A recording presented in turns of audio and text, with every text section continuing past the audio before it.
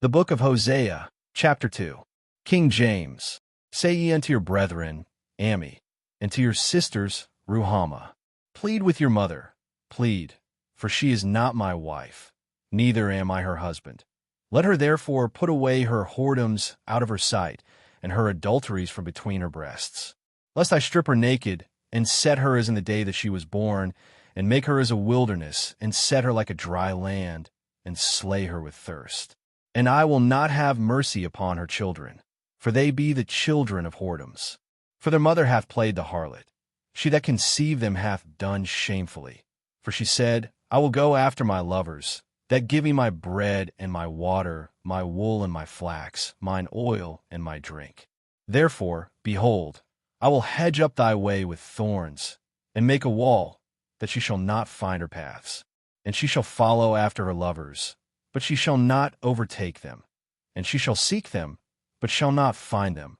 Then shall she say, I will go and return to my first husband, for then was it better with me than now.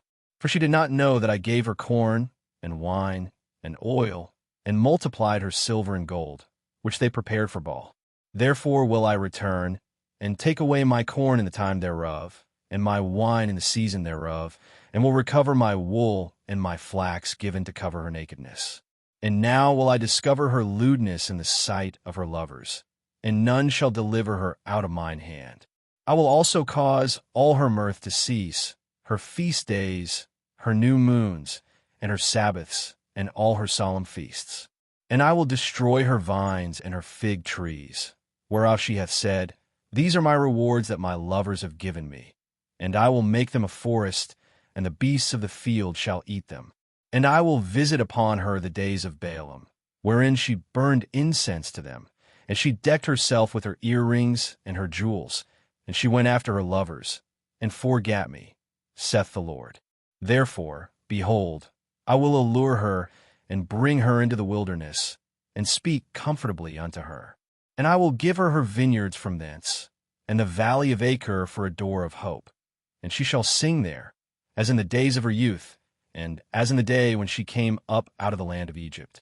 And it shall be at that day, saith the Lord, that thou shalt call me Ishi, and shalt call me no more Bali.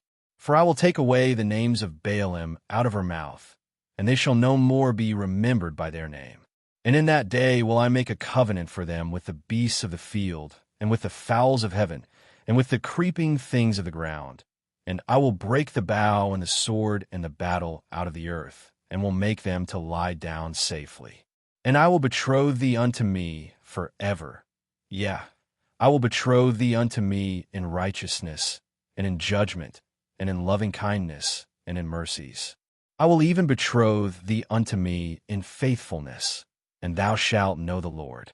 And it shall come to pass in that day, I will hear, saith the Lord, I will hear the heavens, and they shall hear the earth. And the earth shall hear the corn, and the wine, and the oil, and they shall hear Jezreel.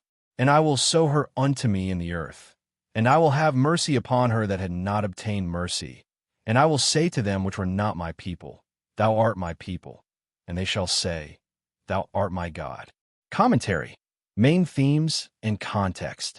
Hosea Chapter 2 deepens the message introduced in Chapter 1, using the imagery of marriage to describe God's relationship with Israel.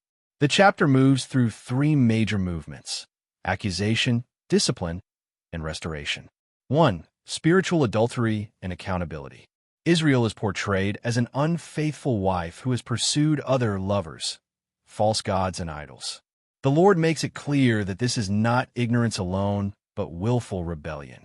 The people attributed their blessings, food, provision, prosperity, to Baal rather than to God. This reveals a central sin, forgetting the true source of blessing. 2. God's discipline as correction. The Lord declares that He will hedge up her way with thorns. This is not merely punishment, it is intervention. God removes provision, disrupts false comforts, and exposes sin so that His people might recognize their error. Hardship, in this context, becomes a tool of mercy meant to turn hearts back to Him. 3. The turning point, return and restoration. A powerful shift occurs midway through the chapter. Therefore, behold, I will allure her. Instead of abandoning his people, God pursues them. He brings them into the wilderness, not to destroy them, but to speak comfortably to them. The wilderness becomes a place of renewal. Key promises include the valley of Achor, trouble, becoming a door of hope, a restored relationship where God is called Ishi, my husband, rather than Bali, associated with false gods. A renewed covenant marked by righteousness, mercy, and faithfulness from judgment to covenant renewal. The chapter ends with a reversal of the names from chapter 1. Not my people becomes thou art my people, no mercy becomes restored mercy. This demonstrates a powerful truth. God's judgment is never his final word for those willing to return. 5. Primary message. Hosea 2 teaches that sin often begins with misplaced gratitude and false attribution. God may remove comforts to restore clarity. True repentance leads to renewed relationship and blessing. This chapter is a call to recognize God as the source of all good, to turn away from false dependencies, and to embrace the faithful love of a God who disciplines, but never stops pursuing his people.